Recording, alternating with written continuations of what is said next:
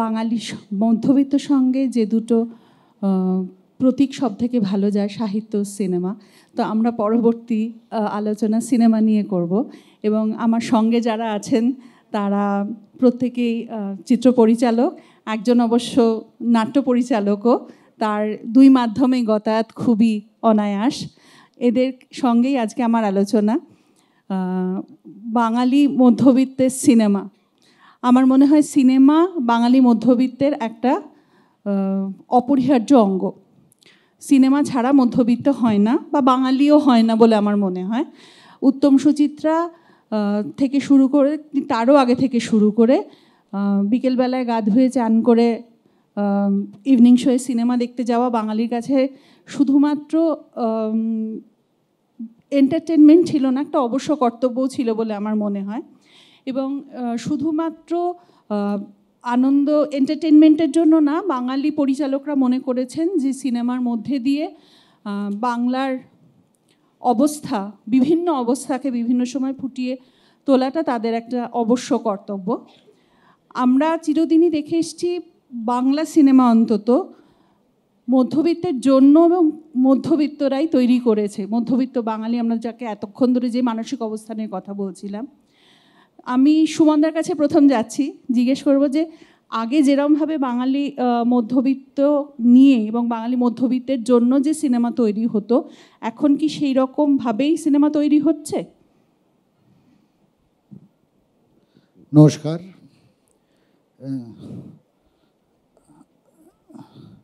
আমি আসলে কতগুলো জিনিস একটু লিখে এনেছিলাম, যেটা ভাবছিলাম যে একটু আলোচনা করব। হ্যাঁ, মানে তোমার যে প্রশ্নের যেটা মূল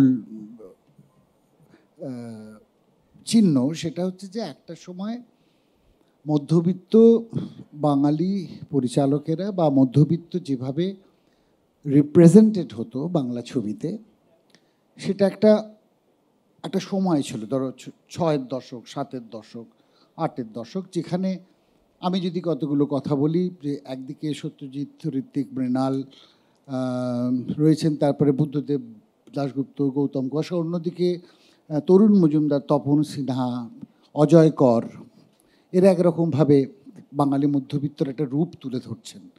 একটা এমন একটা সামগ্রিক রূপ যেখানে মধ্যবিত্তই যেন প্রধান চরিত্র হয়ে, এবং তার সঙ্গে যেটা যুক্ত হচ্ছে বলে মনে হয় যে সময়টার কথা বলছি, সেটা হচ্ছে একটা মধ্যবিত্ত যেটার সঙ্গে একটা সামাজিক সংঘর্ষ আছে।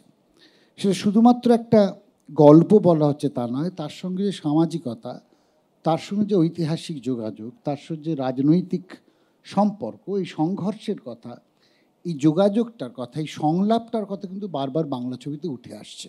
আমরা যদি সত্যজিৎ রায়ের মহানগর ধরি বা জন অরণ্য ধরি, তারপর ঋত্বিক বাবুর খারিজ, চালচিত্র, একদিন প্রতিদিন, প্রতিদ্বন্দ্বীও বটে, মানে ওনার যে নাগরিক ছবিগুলো, এবং অন্যদিকে তরুণ মজুমদার, তপন সিনহার আদালত একটি মেয়ে, সে মধ্যবিত্ত বাড়ির মহিলার গল্প।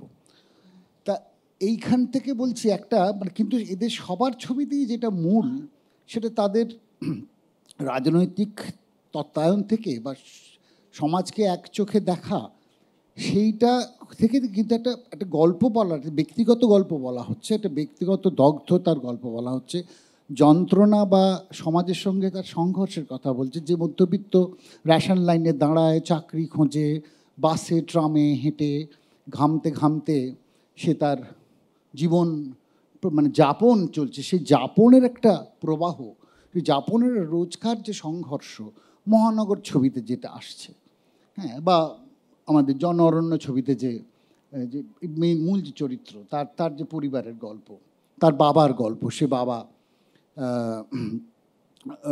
বাবা মা এবং সমস্তটা মিলিয়ে যে পরিবারটাকে আমরা দেখতাম, তার একটা বড় নববিন্যাস ঘটেছে পরবর্তীকাল ৯-এর দশকের পরে।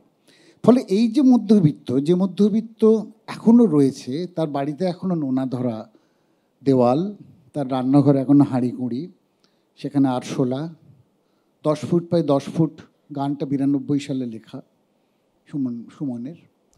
সেই মধ্যবিত্ত কিন্তু এখনও আছে, সরকারি আবাসনে আছে, বাড়ি ভাঙা, নোংরা, কিন্তু বাংলা চলচ্চিত্রে সে মধ্যবিত্ত আর আসে না। সেই মধ্যবিত্ত কিন্তু এখনও বর্তমান, যারা প্রতিদিন রেশন লাইনে, বাসে, ট্রামে চাকরির সন্ধান করছে, লেখাপড়া করছে একরকমভাবে, হ্যাঁ, তাদের হয়তো বহির অঙ্গে কতগুলো পরিবর্তন ঘটেছে, কিন্তু ভেতরের যে লড়াই, সামাজিক যে লড়াই, তার যে অস্তিত্বের প্রকট দ্বন্দ্ব, সেই দ্বন্দ্বটি কোথাও আমাদের চলচ্চিত্র থেকে উধাও হয়ে গেছে। এখন চলচ্চিত্রে যে মধ্যবিত্তকে দেখি, সেখানে দেখা যায় জামিনেরা একটা প্রিন্ট, ফুলের পর্দা বা একটা না ছোঁয়া বইয়ের তাক, সেখানে রবীন্দ্র রচনাবলী সাজানো রয়েছে। অথচ দেখা যাবে পুরনো ছবিতে বাংলার তাকে বই থাকতো, কিন্তু তেল চিটে রবীন্দ্রনাথের একটা বই, একটা সাদা কালো পৃথিবী, একটা ধোঁয়াটে পৃথিবী। হ্যাঁ, এই যে দ্বন্দ্বর জায়গাটা, এইটা কোথাও বাঙালি মধ্যবিত্তর যেমন জীবন ধারণে বা অর্থনৈতিক যে বড় একটা পরিবর্তন ঘটেছে তেমন তো নয়। হয়তো শিক্ষকতার যে শিক্ষক ধুতি পাঞ্জাবি পরে একটা সময় আমাদের পাড়ায় থাকতেন, এক ধরনের আমাদের নেতা হিসেবে, তিনিই যেন সব ব্যাখ্যা করবেন, সেই শিক্ষকের হয়তো মাইনে বেড়েছে, তিনি বড় বাড়িতে চলে গেছেন আর ছোট গাড়ি কিনেছেন। কিন্তু ভেতরে বলছি মধ্যবিত্তের যেই নোনা ধরা প্রাত্যহিক যাপনে সংগ্রামী যে মধ্যবিত্ত, যার সঙ্গে যে মধ্যবিত্ত এখনও চিন্তিত হয় তার বাড়ি মেয়েদের দেরিতে ফিরলে, যার ছেলে চাকরি না পেলে, তার কিছুটা হয়তো আমি ইঙ্গিত আমার মহানগর কলকাতা ছবিতে ছিল। আমার কোনো ভয় নেই তো, যে বীরেনের যে বারবার জিজ্ঞাসা আমার ছবিতে, সেটা ছিল। ফলত আমার যেটা মনে হয় যে সেই সময়কার চলচ্চিত্রকারদের যে সামাজিক দায়বদ্ধতার পরিচয় পাওয়া যেত, তার সঙ্গে সমাজের যে মধ্যবিত্তের সঙ্গে রোজকার আদান প্রদান, সংঘর্ষ, দ্বন্দ্ব, ভালো লাগা, মন্দ লাগা, তাদের ব্যর্থতা, তাদের সাফল্য, এই পুরো গল্পটা জুড়িয়ে যেমন একটা মানবিক গল্পও ছিল। এমন নয় যে তাদের অন্তর্দ্বন্দ্বের মানবিক কোনো গল্প নেই, তাদের আন্তঃসম্পর্কের গল্প নেই, তার সঙ্গে একটা সামাজিক প্রেক্ষিত তৈরি করছে, তার একটা প্রেক্ষিত। এই জায়গাটা বোধহয় ক্রমাগত বাংলা ছবি থেকে উধাও হয়ে গেল, এই শ্রেণীটাই উধাও হয়ে গেল। যাদের মধ্যবিত্ত বলে আমরা দেখছি, তারা কিন্তু মধ্যবিত্ত নয়, একটা অন্য ক্লাস। এই যে শ্রেণী চেতনার দিকটা বলছি আমি, যে শ্রেণীকে আমরা মধ্যবিত্ত বলে পরিচয় করানোর চেষ্টা করছি বাংলা ছবিতে, তারা কিন্তু মধ্যবিত্ত নয়। তাদের সেই মধ্যবিত্তের যাপনের কোনো দ্বন্দ্বই নেই। তাদের যে দ্বন্দ্বটা, হ্যাঁ, অনেকগুলো নতুন প্রশ্ন উঠেছে বাংলা ছবিতে, যৌনতা নিয়ে প্রশ্ন উঠেছে। আমরা হয়তো শয়নকক্ষে চলে গেছি, আন্তরিক সংলাপ তৈরি হয়েছে, ঋতুপর্ণের ছবিতে তৈরি হয়েছে, কিন্তু ঋতুপর্ণর ছবি থেকেই দেখা গেল মধ্যবিত্তর চেহারাটা বদলে গেছে। কিন্তু ঋতুপর্ণ অনেক বড় বড় প্রশ্ন তুলছেন তার ছবির মাধ্যমে, যৌনতা নিয়ে প্রশ্ন তুলছেন, হয়তো ব্যক্তিগত একটা ভেতরের যেটাকে আংস্ট বলি, সেটাকে তিনি প্রকাশ করতে চাইছেন সামাজিক ক্ষেত্রে, সেটাও একটা বড় জরুরি প্রশ্ন নিশ্চয়ই উঠে আসছে। কিন্তু যে অর্থে মধ্যবিত্তের যে গোটা সামগ্রিক যে বয়ান, যে মানচিত্র থেকে আমাদের বাঙালির মানসিকতা তৈরি, মনন তৈরি, বেশিরভাগ সেই মননটা কোথাও আস্তে আস্তে আস্তে বোধহয় ধূসর হয়ে গেছে। এটুকু বললাম। আমি সুমনদার কথার সুর ধরেই কমলেশ্বরদার কাছে যাব, যে তখনও সুমনদা বলছেন যে একটা সময় তারা তৈরি করেছেন, তপন সিনহা, সত্যজিৎ রায়, ঋত্বিক ঘটক, মৃণাল সেন সবাই তৈরি করেছেন। কিন্তু তখন যে এরা যত ছবি তৈরি করেছেন মধ্যবিত্তের যাপন বা যেভাবে আঘাত করতে চেয়েছেন সমাজকে তাদের প্রশ্ন দিয়ে, ঠিক পাশাপাশি সেই সময় কিন্তু প্রচুর মোহময় মেদুর ছবিও হতো, যেটার থেকে মধ্যবিত্ত যাপন অনেকটা দূরে ছিল।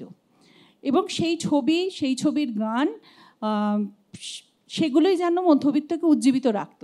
হেমন্তর স্বর্ণযুগ, মান্নার স্বর্ণযুগ, স্বর্ণযুগ।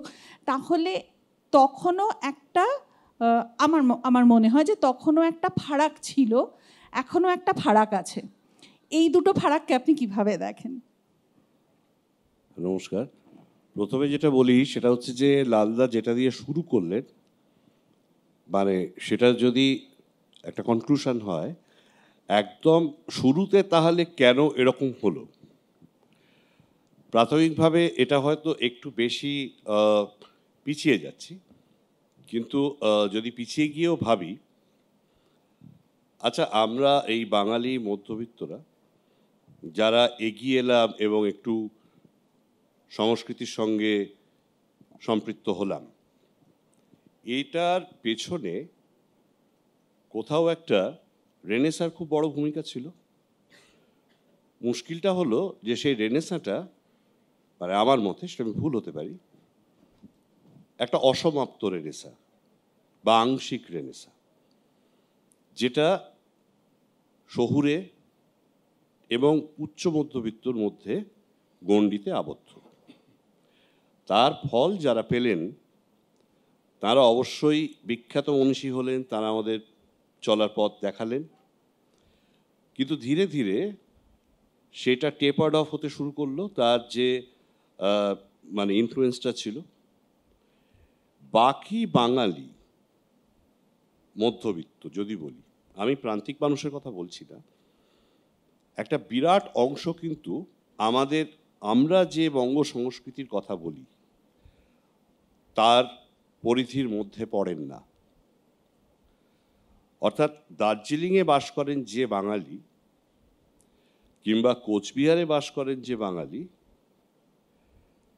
তিনি কি আমরা যে অর্থে বাঙালি শব্দটা ব্যবহার করছি, পুরুলিয়ায় যে বাস করেন যে বাঙালি, এদের প্রত্যেকের ওয়ে অফ এক্সপ্রেশন, তাদের যে বক্তব্য, সেটা কিন্তু আমাদের রেনেসা নির্ধারিত নয়। অর্থাৎ রেনেসা বলতে আমি বলতে চাইছি হচ্ছে একদম মানে শুরু থেকে শেষ অবধি, সত্যজিৎ রায়ের সময় অবধি বলছি, মাইকেল মধুসূদন দত্ত থেকে, এবং বিশেষ করে আমাদের ওপর রবীন্দ্রনাথের যে ছায়া।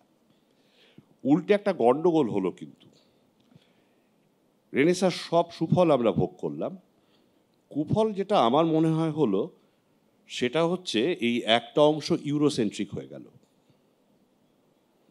সেটা সাহিত্যেই হোক, নাটকে হোক, গানের ক্ষেত্রে হোক, বিভিন্ন ক্ষেত্রে ইউরোসেন্ট্রিসিজম আমাদের কিন্তু একটা মূল সমস্যা, যেটা আমায় আমার মানুষের থেকে অনেক দূরে সরিয়ে রেখেছে। মুশকিলটা হলো এইটা যদি আমাদের কালচার হয়, তাহলে স্বাভাবিকভাবেই আমি কমিউনিকেট করতে পারছি না। আমি যদি কমিউনিকেট করতে না পারি, তখন যেটা হবে সেটা হচ্ছে, এইবার এলো বাজারের প্রশ্ন।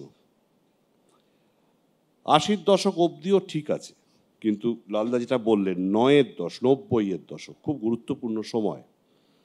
পৃথিবীর অর্থনৈতিক ভারসাম্য পাল্টাচ্ছে, ভারতবর্ষের অর্থনৈতিক অবস্থা পাল্টাচ্ছে, এবং স্বাভাবিকভাবেই একটা অন্য ধরনের অর্থনীতি এবং অন্য ধরনের কালচারকে প্রপাগেট করার চেষ্টা করা হচ্ছে।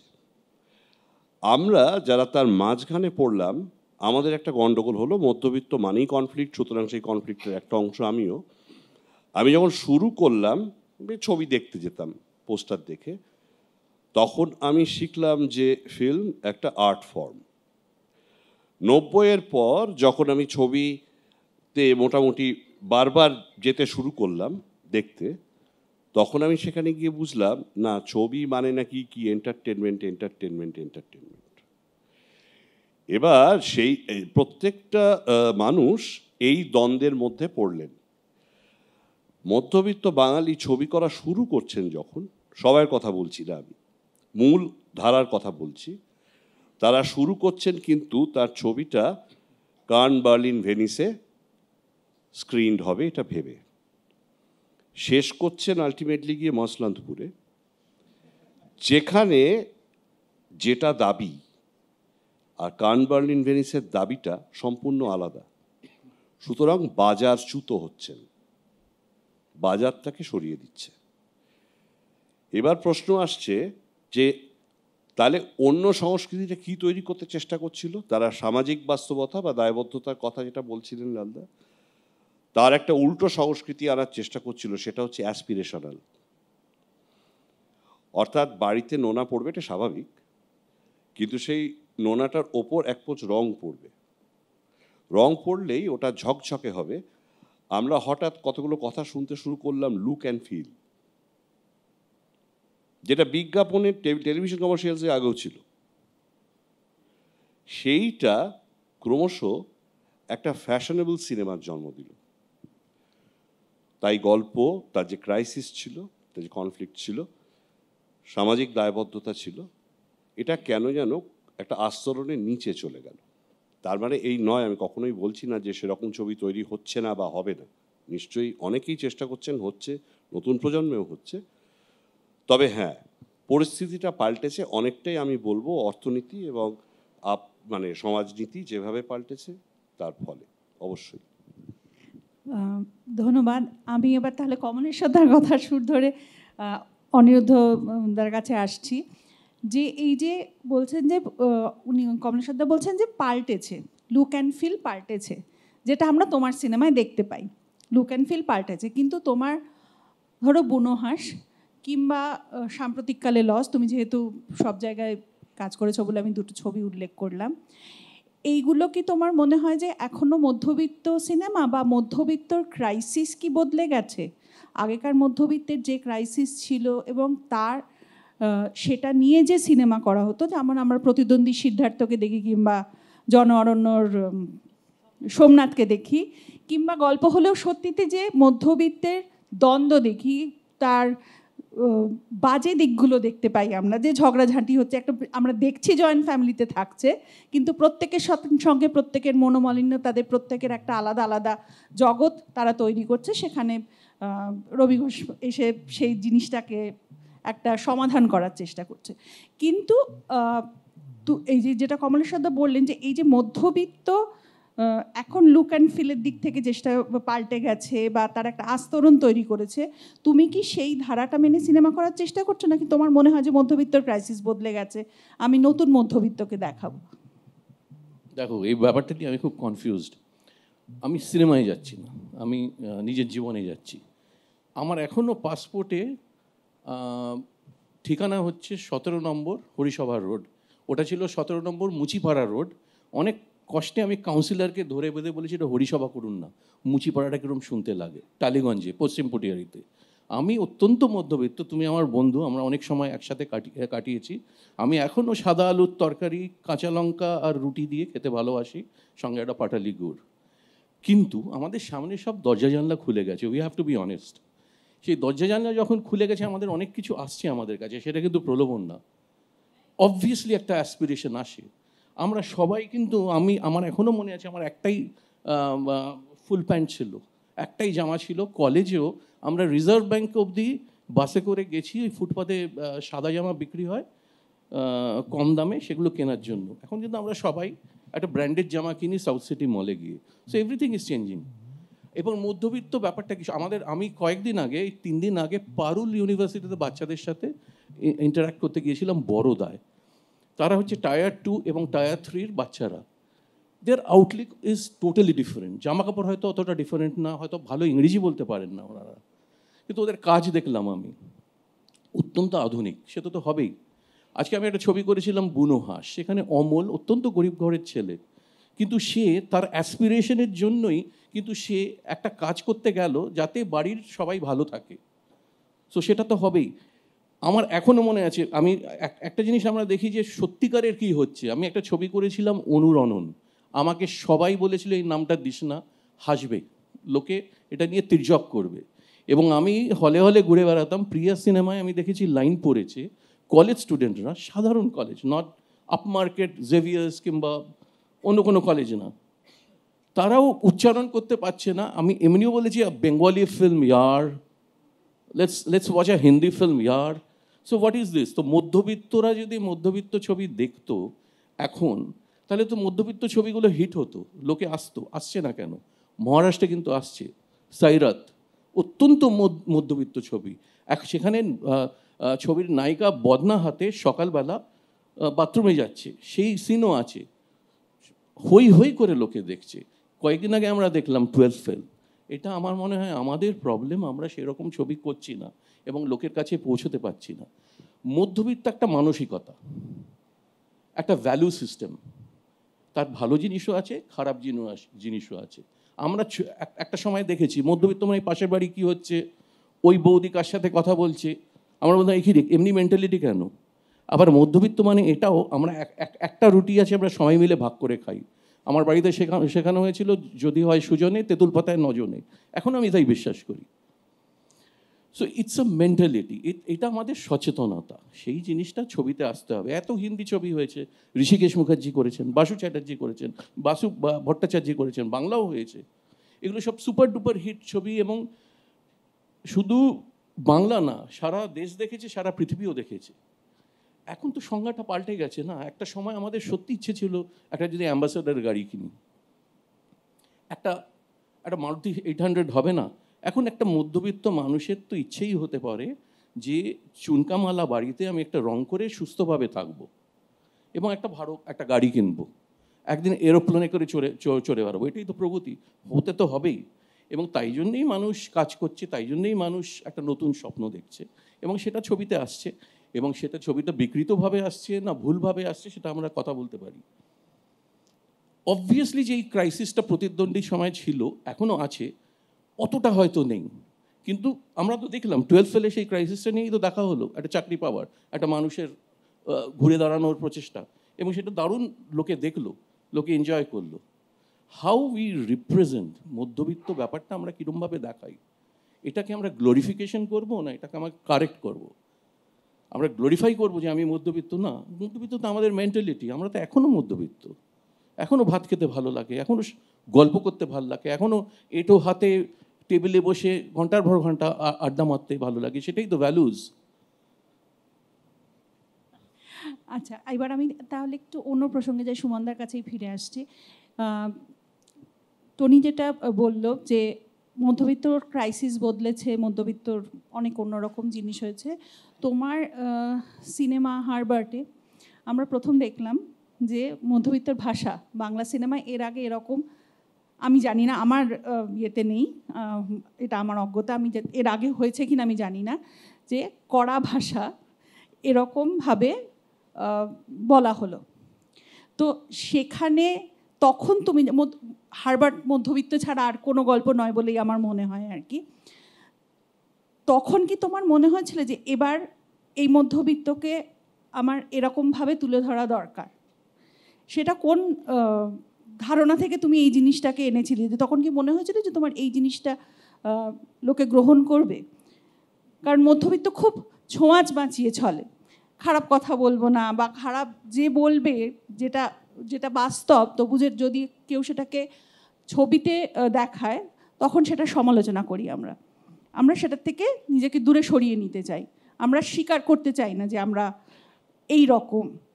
তো সেই ছবিটা বানানোর পেছনে তোমার যে ভাষা বদলের যে ভাষাটা, সেটা তুমি কি করে তৈরি করলে, কেন তৈরি করলে? হারবার্ট নবরণ ভট্টাচার্যের উপন্যাস থেকে তৈরি করা, এবং হারবার্ট একটা যুগসন্ধির গল্প, অনেকগুলো যুগ পাল্টায়, মানে 50-এর দশক থেকে নকশালের অগ্নিগর্ভ কলকাতা, সেখান থেকে এই যে পট পরিবর্তনের কথা যেটা কমলেশ্বর বলল, যে 90-এর পর থেকে গোটা পৃথিবীর অর্থনৈতিক ভারসাম্য বদলে গেল, আমাদের সমস্ত ভেতরকার মানে যেটাকে আমরা বলতাম এক সময়কার স্বপ্ন বা রাজনীতি, সে রাজনীতির গোটা বিন্যাসটা বদলে গেল। নববিন্যাসে আবার আমাদের নিজেদেরকে সামলাতে হলো। সে বার্লিন ওয়ালের পতন বলো, সোভিয়েত ইউনিয়নের পতন বলো, আবার নতুন বিন্যাসে না। ফলে হারবার্ট ওই সময়টাকে একটা ধরার চেষ্টা করছে, কিন্তু হারবার্টকে আবার ওরমভাবে তথাকথিত মধ্যবিত্তর গণ্ডিতে ফেলা যাবে না। তার একটা নিজস্ব অস্তিত্বের একটা জায়গা আছে, সেটা একটা ধরো আমি বলছি সে মধ্যবিত্তের ভেতরেই। হ্যাঁ, কিন্তু তাহলে 70 দশক জুড়েই যেটা চলেছে আমাদের এখানে, সেটার তো একটা প্রতিফলন আমরা হারবার্টে দেখতে পাচ্ছি, কিন্তু সেটাও তো মধ্যবিত্তেরই অংশ। না, মধ্যবিত্তের অংশ, কিন্তু মধ্যবিত্তের অংশের মধ্যেও যে একটা বিরোধ আছে। মধ্যবিত্ততে একটা ওরকম একটা সরল একটা শতরঞ্জি নয়, তার ভেতরেও অনেক অনেক বিন্যাস আছে। সেই বিন্যাসগুলোর জটিলতাটাই ধরাটাই হচ্ছে আমাদের চলচ্চিত্রকার শিল্পীদের কথা। কারণ মধ্যবিত্ত কর্মে একটা শ্রেণীগোত্রে ফেলে দিলেও হবে না। হারবার্ট তার মধ্যে একটা নতুন এক ধরনের যাকে বলে নাগরিক অন্তেবাসী। তার যে মৃতের সহিত কথোপকথন, সেই যে বলে ভূতের সঙ্গে কথা বলি, সেটা এক ধরনের সাধারণ মধ্যবিত্ত সেটাকে মানবেন না। সেই কারণেই মধ্যবিত্ত শ্রেণী থেকেই কিন্তু বিরোধটা আসছে। যে যারা যুক্তিবাদী সমিতি তারাই কিন্তু আক্রমণ করছে, যার জন্য হারবার্ট আত্মহত্যা করছে, সেও কিন্তু মধ্যবিত্তেরই অংশ। আমি সেটাই বলতে বুঝতে চাইছি পেরেছো? যে ফলে সেই যে ভাষাটা মধ্যবিত্তের তৈরি হচ্ছে, এই ভাষাটার থেকেই কিন্তু তারা কিন্তু একদম বাঙালির রবীন্দ্রনাথের মান্য যে ভাষা সেই ভাষাতেই কথা বলছে। আমরা সেই ভাষাতেই কথা বলতে শিখেছি, শিক্ষিত বাঙালি। আবার আর একটা মধ্যবিত্তের অন্যদিকে যাবে, সেখানে ভাষার বদল ঘটে যাচ্ছে। এই সমস্ত বিন্যাসগুলো নিয়ে ধরো আমি বলছি আজকে খারিজে যে সমস্যা মৃণালবাবু এনেছিলেন, আজকে যে শ্রেণীর মানুষেরা আমাদের বাড়িতে গৃহকর্ম করতে আসেন তারাও কিন্তু তাদের নিজেদের অধিকারবোধ জেগেছে এখন। তাদেরও কিন্তু রান্নাঘরে শুতে বললে তারা কিন্তু রাজি হবেন না। এই যে অধিকারবোধ, এটা কিন্তু মানে নতুন একটা বিন্যাস। এটা কিন্তু তারা যেমন নারী এবং এই যে তাদেরও এক ধরনের নতুন বয়ান ভাষা তৈরি হচ্ছে। এই যে যেটাকে আমি বলি অভিঘাতগুলো কিন্তু খুব জরুরি। এই অভিঘাতগুলো কিন্তু চিনতে হবে। সেইখানেই বলছি যে টনি যেটা কথা বলছে যে অ্যাসপিরেশন তো সবসময় ছিল। আমাদের যে জনঅরণ্যের যে প্রধান পুরুষ, সেও তো অ্যাসপিরেশন, সেও একটা কোথাও দাঁড়াতে চাইছে, কিন্তু বারবার আঘাত পাচ্ছে, তাকে সমাজ পিছিয়ে দিচ্ছে। একটা হচ্ছে আমাদের যাকে বলে প্রেজুডিস, এক ধরনের সংস্কার রয়েছে নানা রকমের, তার থেকে আমরা বেরোতে পারিনি এখনও। বলছি বটে আমরা আধুনিক হয়েছি, কিন্তু আধুনিকতার যে রেনেসাঁসের সমস্যা কমলেশ্বর বলছে সেটা অদ্ভুত। যেমন উৎপল দত্তের একটা বিখ্যাত বক্তৃতা আছে, তিনি রেনেসাঁস কথাটাকে বিশ্বাসই করছেন না, যে রেনেসাঁস ইউরোপীয় কনসেপ্ট, ওটা ইউরোপেই ঘটা সম্ভব। আমাদের দেশের যে জটিল সামাজিক রাজনৈতিক যে বিন্যাস, সেখানে রেনেসাঁস ঘটতে পারে না। হ্যাঁ, কারণ আমাদের অনেকগুলো স্তর, ফলে শ্রেণী চেতনাটা থাকা খুব জরুরি। যেটা হারিয়ে যাচ্ছে যে শ্রেণী চেতনা। যেমন উৎপল দত্তের আজকের শাহজাহান, যেটা আমিও করেছি, যেটা থেকে ঋতুপর্ণ ছবিও করেছিলেন, সেখানে যে মূল যে চরিত্র কুঞ্জ, তিনি বলছেন একটা নবীন পরিচালককে যে তোমার এই ছবিতে আমি কোনো শ্রমের চিহ্ন দেখছি না, শ্রমের গল্প পাচ্ছি না, শ্রমজীবী মানুষ নেই, স্ট্রাগলিং পারসন, তার অ্যাসপিরেশন থাকতে পারে, কিন্তু সে বারবার যে আঘাতপ্রাপ্ত হচ্ছে, যেখান থেকে সত্যজিৎবাবুর ছবি দেখা শেখা, সে ভিটুরিটি সিকার ছবি বাইসাইকেল থিভস, সে মধ্যবিত্তেরই একটা সংঘর্ষের গল্প।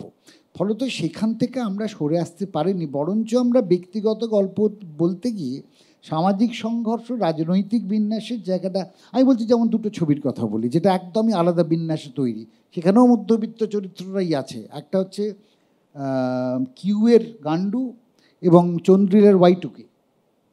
এই দুটো ছবিকে হয়তো আমরা দেখতে পারি না। আরেকটা তৃতীয় ছবির নাম করতে হয়, যেগুলো লোকে বেশি দেখেননি, স্থানীয় সংবাদ, মৈনাক বিশ্বাস এবং অর্জুন গৌরী সারিয়ার। এই তিনটে ছবি কিন্তু একটা অন্য স্তরে ব্যাখ্যা করেছে মধ্যবিত্তকে। এবার কেউ বলতে পারেন বাড়াবাড়ি আছে, যৌনতার বাড়ি বেড়াচ্ছে কিউয়ের ছবিতে।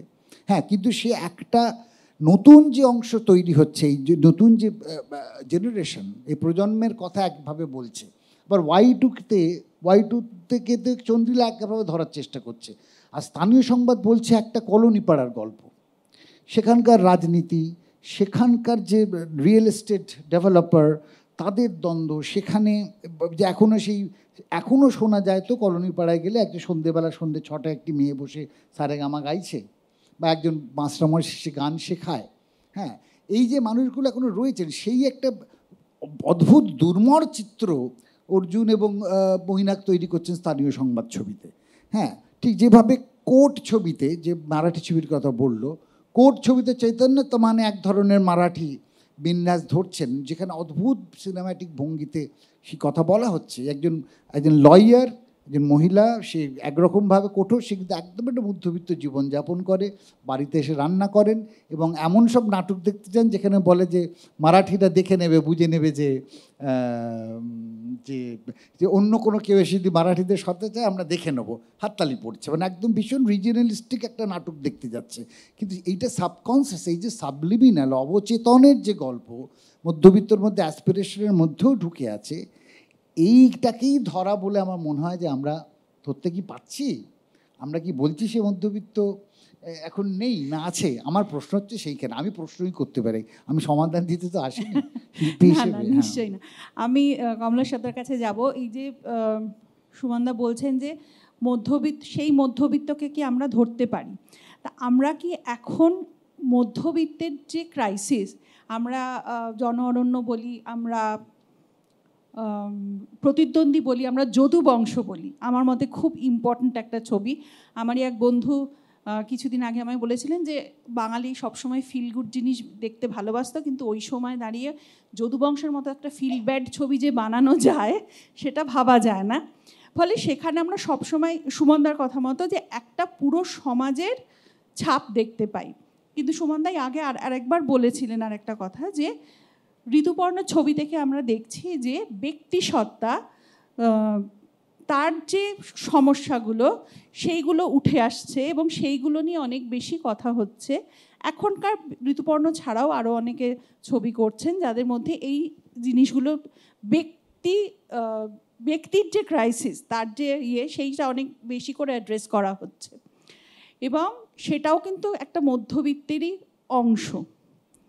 আপনার কি মনে হয় যে এইখানে কোথাও শ্রেণী চেতনা কাজ করে, যে মধ্যবিত্তের যে ক্রাইসিস, একজন মধ্যবিত্ত ইন্ডিভিজুয়ালের যে ক্রাইসিস, বা একজন উচ্চবিত্ত ইন্ডিভিজুয়ালের যে ক্রাইসিস, বা একজন নিম্নবিত্ত ইন্ডিভিজুয়ালের যে ক্রাইসিস, সেই তিনটে কোথাও আলাদা এবং সেই তিনটে আমাদের সিনেমার মধ্যে কোথাও প্রতিফলিত হচ্ছে বা হচ্ছে না, বা হওয়া দরকার?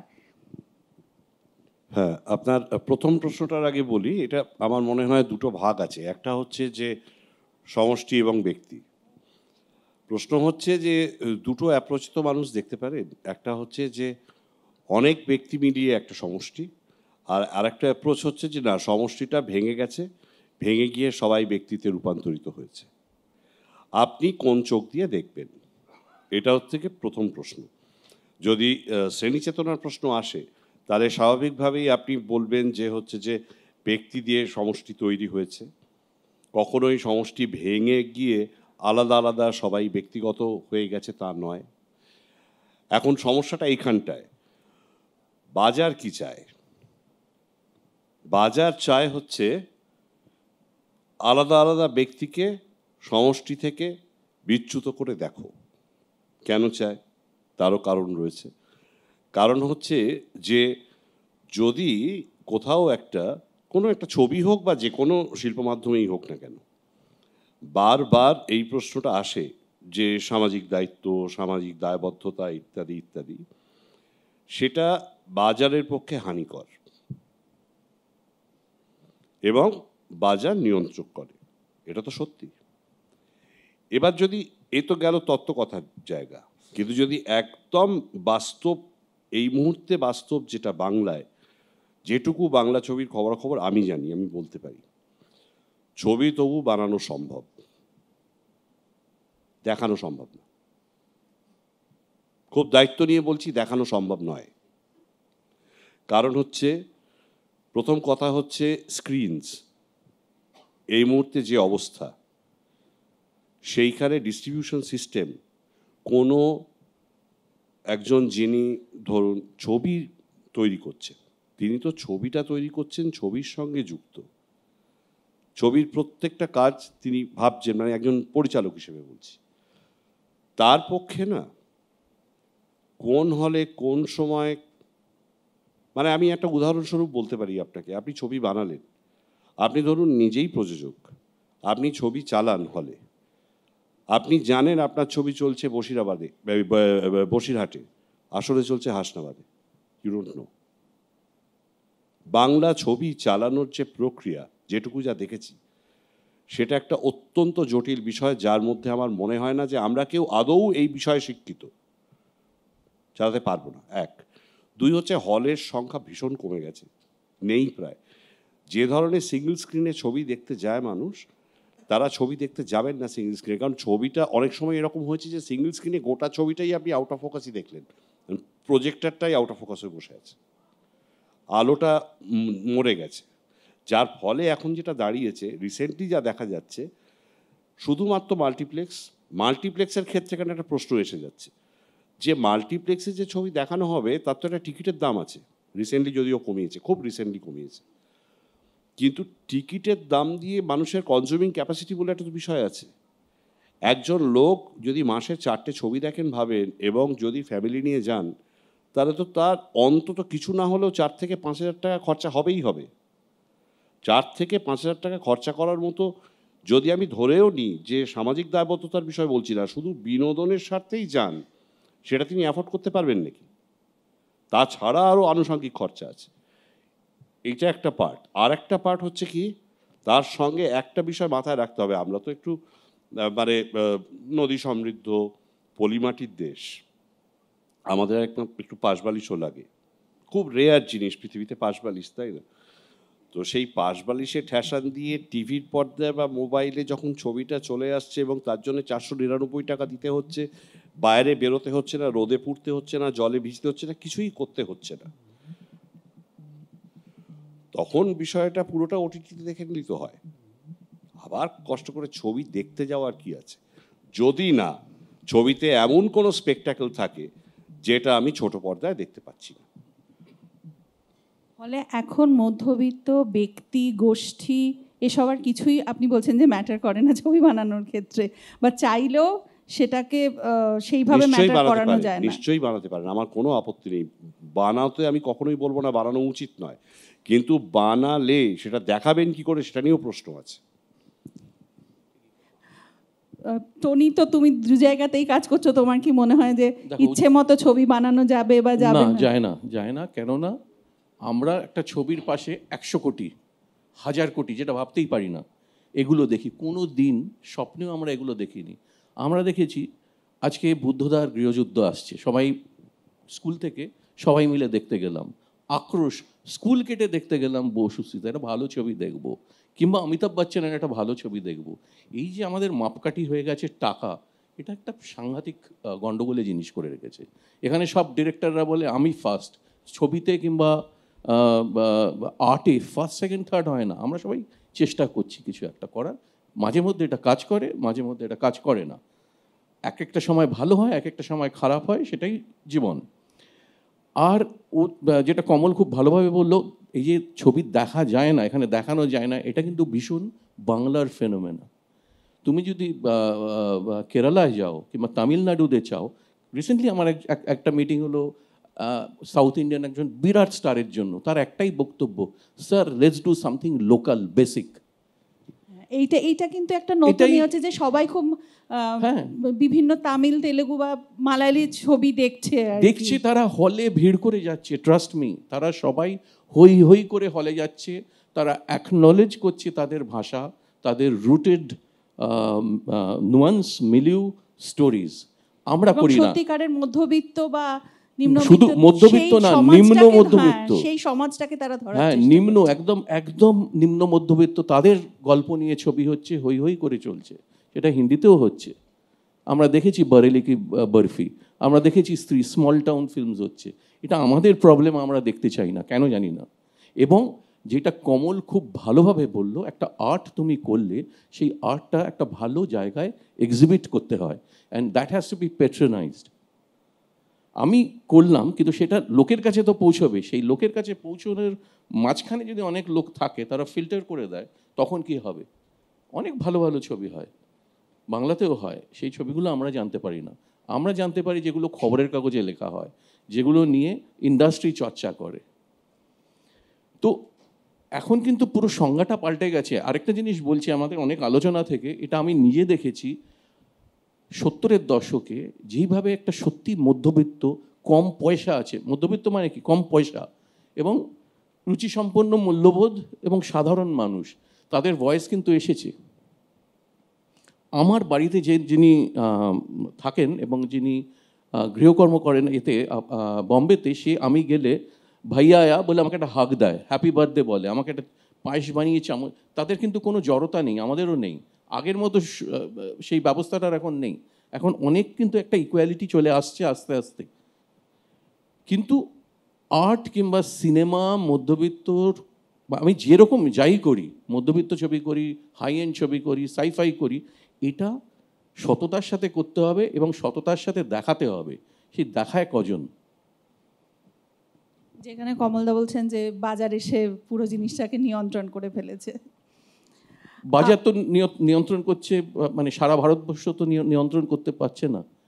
অনেক বড় বড় ছবি আসছে যাচ্ছে, সেগুলো তো দেখছে না লোকে তো ভালো ছবি দেখছে। এখন একটা আমির খানের স্ত্রী ছবি করেছেন, লাপাতা লেডিস, দারুণ চললো। আমরা যদি চলা নিয়ে বলি, কিন্তু আমরা সবসময় যদি একটা ট্যাগ দিয়ে দিই এত টাকা করতে হবে, প্রেশার, তোমাকে ফার্স্ট হতে হবে, তোমাকে সচিন তেন্ডুলকর হতে হবে, তোমাকে সুস্মিতা সেন হয়ে ক্রাউন পরে মিস ইউনিভার্স হতে হবে, এটা তো ক্রাইসিস। আমাদের মানুষ হতে হবে। আমাদের কি বলা হতো? মানুষ হও।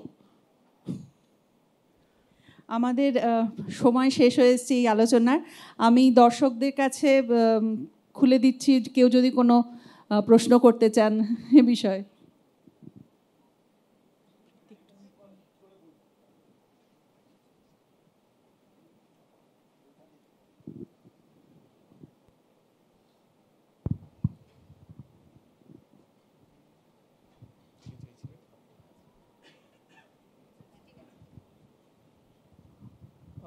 কমলবাবু বললেন সিনেমা আনলেস স্পেকট্যাকেল হচ্ছে you can distribute it, right?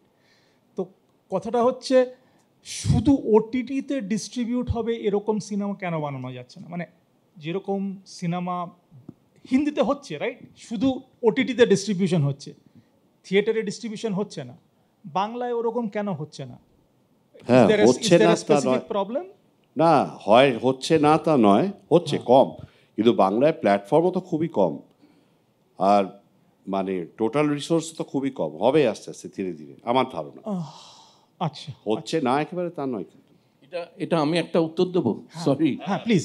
আপনারা ডিমান্ড করুন যে এটা হতে হবে। না না, আমাদের যতটা দায়িত্ব ছবি করা, আপনারা বলুন হতে হবে, আমরা বাংলা ছবি দেখতে চাই, দেখুন চেহারাটা পাল্টে যাবে। না স্যার, কারণটা আমি বলছি। কারণটা আমি কি? লাস্ট কবে বাংলা সিনেমা থিয়েটারে গিয়ে দিয়েছি আমার মনে পড়ে না। আমি পরশুদিন কাবেরী অন্তর্ধান রহস্য দেখেছি, খুব ভাল লেগেছে, কিন্তু থিয়েটারে সেটা আমি দেখতে যাব না। আপনারা যান না একটু থিয়েটারে কষ্ট করে, আপনারা এটা ডিমান্ড এরকম করুন না। হয় না স্যার, আপনারা চান না, না একটু যেতে হবে। এরকম আপনারা হয় না যান। না। হ্যাঁ? আমার কাছে ইননিউমারেবল অপশনস আছে। হ্যাঁ, হিন্দি সিনেমা দেখা, কেসিসিতে এসে এইটা দেখা, বাংলা সিনেমা না, দেখা, তাহলে তো আমার কিছু করার options নেই। আছে। মানে আমাদের সবার রেসপন্সিবিলিটি আছে।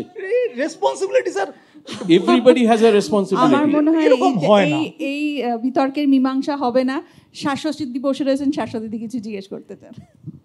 হ্যাঁ, না আমি প্রথমেই বলি যে আমি এনি ডে আমি কিন্তু ছবিতে মানে সিনেমা হলে গিয়ে সিনেমা দেখতে ভালোবাসি এবং সেটাই ভালোবাসবো।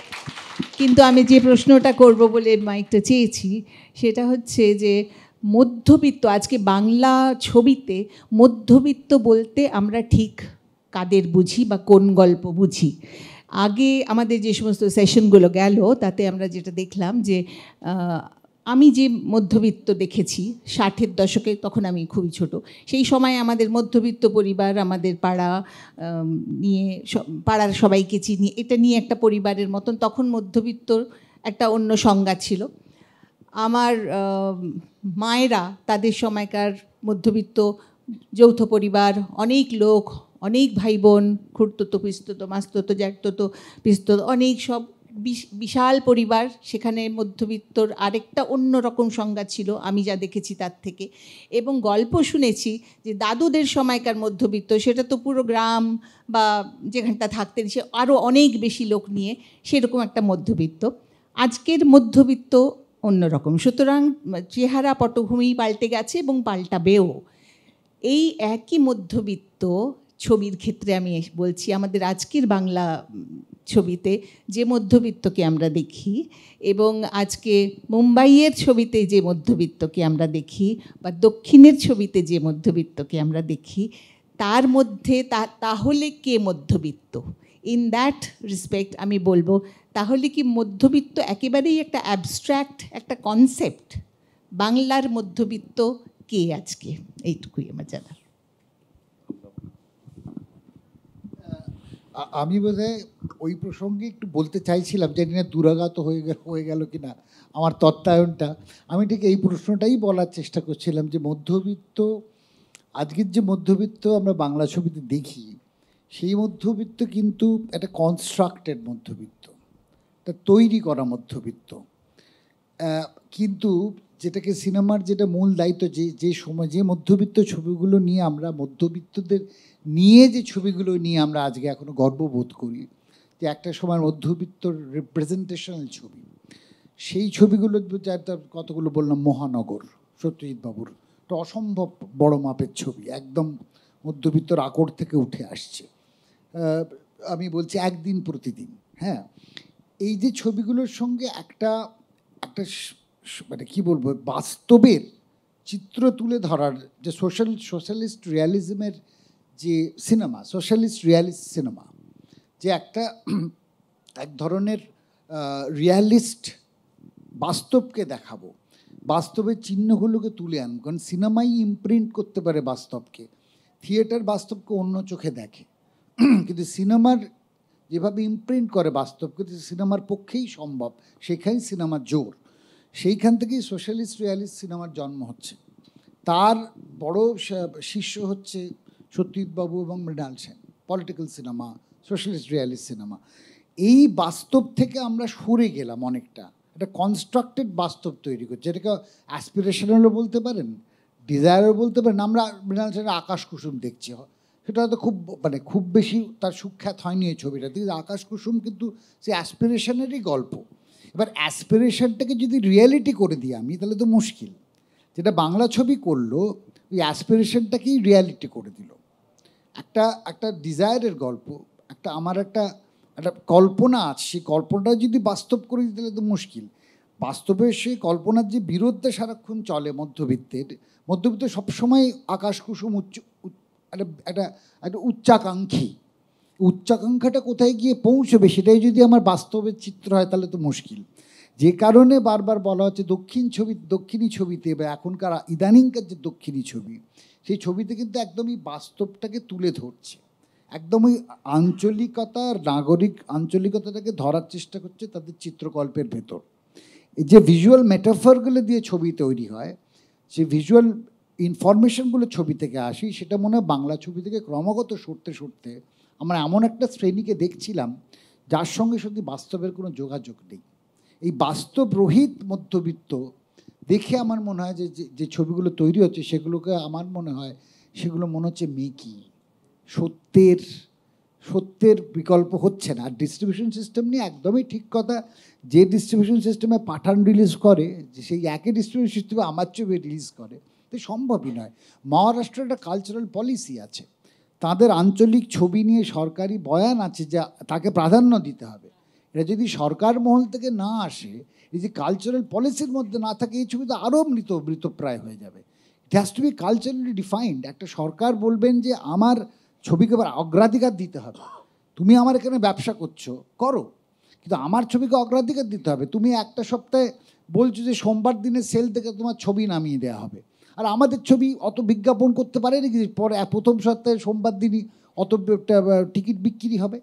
ফলে তাকে তো সময় দিতে হবে, মানুষের মুখের প্রচারটা আরও ছড়াতে দুদিনের মধ্যেই ছবি নামিয়ে দিচ্ছে, সিঙ্গেল মডেলগুলো নেমে যাচ্ছে। ফলে আমরা যারা অন্য ধরনের ছবি করার চেষ্টা করেছি, তারা একটা সময় হতাশ হয়ে গেছি, যা কতদিন লড়বো এই সিস্টেমের সঙ্গে। যেটা তমনেশ্বর বলছে, আমার পক্ষে সম্ভব হলে গিয়ে দেখা যে কটা কি টিকিট বিক্রি হচ্ছে, তা আমার কাজও নয়। সেই কারণেই বলছি যে এই ডিস্ট্রিবিউশন সিস্টেমটাকে বদলাতে হবে বা সরকারকে দাবি করতে হবে, কিন্তু কে দাবি তুলবে? এ দাবি আমরা তো বলে আমাদের হয়রান হয়ে গেছি। এবার সমগ্র যে নাট্যক্ষেত্র একই সমস্যা, চলচ্চিত্রক্ষেত্রে একই সমস্যা, কেউ একসাথে আসতে পারে না, মুশকিল এইটাই। এটা কি মধ্যবিত্তের একটা চারিত্রিক বৈশিষ্ট্য? মধ্যবিত্তের চারিত্রিক বৈশিষ্ট্য, এটা আরও গভীরে চলে গেছে এখন। মহারাষ্ট্রে তুমি যদি মারাঠি ছবি করো, একটা টাকা তোমাকে ফেরত দেওয়া হয়, এইভাবেই একটা নিজের কালচারকে ধরে রাখা হয়। কেরালাতেও তাই। এবং অনেক ইয়াং ডিরেক্টররা একটা ছবি করতে সক্ষম হয়, সাহস পায়, এবং কন্টিনিউয়াসলি ওরা ছবি করে যাচ্ছে। এমনকি আমাদের যে রূপায়ণ ছিল, সেখানে আধুনিক চলচ্চিত্রকাররা কত সুবিধে পেত, ল্যাব ছিল, ছিল, কিন্তু এখন আমাদের সত্যি মনে হচ্ছে কমার্শিয়াল ছবির যে রেট, আমাদেরও এক্সপেরিমেন্টাল ফিল্মে একই রেট দিতে হবে, সেই 70 জনের ডিউটি নিয়ে যেতে হবে। আমার দরকার নেই 70 লোক। এটা একটা ম্যাসিভ গন্ডগোলের ব্যাপার। ধরো একটা ইন্ডাস্ট্রি ইউনিয়ন রুল আছে, কিন্তু সেই রুল সবার ক্ষেত্রে খাটবে? যে 30 কোটি টাকার ছবি করছে আর যে 30 লাখ টাকায় ছবি করছে, সে রুল তো খাটতে পারে না। আমি বলছি এইখানেই যে আমাদের যদি এইখানে ফেলে দেওয়া হয়, আমরা চলচ্চিত্র লড়বে কী করে এটার সঙ্গে? এবং ডিস্ট্রিবিউশন সিস্টেম যদি আমাদের পক্ষে না আসে, আর কোনো অল্টারনেটিভ ডিস্ট্রিবিউশন সিস্টেম তো নেই, একটা প্রতিবিপ্লবী একটা অন্য ধরনের সিস্টেম আছে, তাও নেই। সেগুলো ফিল্ম ক্লাবগুলো মরে গেছে, কারণ কিছু লোক শুধু বাড়িতে বসে ছবি দেখছেন, এই হচ্ছে মুশকিল। হ্যাঁ, ফিল্ম ক্লাবগুলো আমাদের একসঙ্গে একটা মানুষের এক জায়গায় জমায়েত হবার যে একটা এনার্জি ছিল, যেটা এখনো থিয়েটার করতে পারে, যে থিয়েটারটা হলে গিয়ে ছাড়া চিন্তা দেখার আদান উপায় প্রদানেরও নেই। একটা জায়গা ছিল নিশ্চয়ই, সম্ভবত। যে একসঙ্গে বসে দেখার একটা তো অদ্ভুত এনার্জি ছিল। এই অভ্যেসটা যদি সামাজিকভাবে আমরা না ফিরিয়ে আনতে পারি, সিনেমার উন্নতি হবে না, কিছুতেই হবে না, হতে পারে না। আমরা আর কোনো একটা শেষ প্রশ্ন নিয়ে নিই। হ্যাঁ, আমার একটা ছোট্ট প্রশ্ন আছে, খানিকটা সুমনবাবু বললেন এটার ব্যাপারে। সেটা হচ্ছে আমরা যখন থেকে ছবি দেখেছি আর কি, যেখানে শুরু করেছিলাম যেরকম সময় থেকে, সেই সময় মধ্যবিত্ত এবং তার সঙ্গে তার আশেপাশের রাজনীতি, হয়তো প্রশ্নটা একটু বিতর্কিত হতে পারে, তার আশেপাশের রাজনীতি অনেকটা জায়গা জুড়ে ছিল। সমাজ, মধ্যবিত্ত, রাজনীতি, এগুলো তো একটার সঙ্গে আরেকটাকে আলাদা করে দেওয়া যায় না। এটা ছিল, এইখান থেকে কোনো একটা সময় হঠাৎ সব কিছু পাল্টে গিয়ে জিনিসটা যেন মনে হচ্ছে সরে আসছে। এটার কারণটা আমি জানতে চাইছিলাম। আপনি কি প্রথম থেকেই আলোচনায় ছিলেন? হ্যাঁ, প্রথম থেকে ছিলেন। আমরা এটা নিয়ে তো কতবার আলোচনা করলাম যে রাজনীতি থেকে সরে গিয়ে সামাজিক রাজনৈতিকতার প্রেক্ষাপট বদলে এখন একটা ব্যক্তিগত গল্পে চলে যাচ্ছি, সমাজ রাজনীতিতে আসছে না, এটা তো বলা হলো এটার মধ্যে। না, আমার প্রশ্নটা হচ্ছে যে এটা কি মানে মানুষ চাইছে না বলে হচ্ছে না, নাকি মানুষ এই সত্যটা দেখতে উত্তরটাও চাইছে? বোধহয় কমলেশ্বর দিয়েছে, যে সমষ্টি আর ব্যক্তির যে দ্বন্দ্ব, সেখান থেকে ব্যক্তি দিয়ে গল্পটা বলতে পারলে বাজার সেটাই চাইছে। বাজার যদি নির্দেশ করে একরকমভাবে, যারা টাকা খাটাচ্ছেন, যারা ব্যবসা করতে চাইছেন, তাদের একটা মতামত আছে তো ছবি করার ব্যাপারে, তারা একটা পরিচালককে একভাবে ঠেলে দিচ্ছেন, বলছেন না এই ছবি করলে আপনার এই ছবি বিক্রি হবে না, আমাকে লোককে দেখাতে হবে, আপনি ব্যক্তিকে নিয়ে পড়ুন, এই সমাজ রাজনীতিতে যাবেন না, এইটা বলা হচ্ছে। হ্যাঁ, আর আজকাল রাজনৈতিক ছবি করাও ডিফিকাল্ট, আর আপনি একটা ছবি করলেন, মানে এটা খুবই ডিফিকাল্ট, এটা আমরা জানি। শুধু তাই নয়, সেন্সরশিপের সমস্যা আছে। আপনি কিছু বলতে চান, সেন্সর আটকে দেবে, ভাষা নিয়ে আটকে দিচ্ছে, বিষয় নিয়ে আটকে দিচ্ছে। ছবি করা তো ক্রমশ ইরানিয়ান ফিল্ম মেকারদের মতো আমাদের হয়ে যেতে হবে, সেটাও মানে একটা আনফরচুনেটলি একটা ছবি একটা ভারতের এক্সপেন্সিভ মতো গণতন্ত্রে আমাদের ইরানিয়ান ফিল্ম মেকারদের মধ্যে লুকিয়ে ছবি করতে হবে। আমাদের ধন্যবাদ। মনে হয় আমরা প্রকৃত মধ্যবিত্তের চরিত্রে পৌঁছতে পেরেছি, যে তর্ক এবং বিতর্ক, কেউ মানছেন কেউ মানছেন না, কিছুজন এক পক্ষে কিছুজন অন্য পক্ষেও আমরা বিতর্ক উস্কে দিতে পেরেছি, এবং এই নিয়ে আমরা এই আলোচনা সভা এখন শেষ করছি। পরবর্তীতে সুদীপ্তা চক্রবর্তীর নাটক পাঠ রয়েছে, আপনারা অপেক্ষা করুন। এবং সুমনদা, টনি এবং কমলদাকে আমাদের অসংখ্য ধন্যবাদ এই অনুষ্ঠানে আসার জন্য।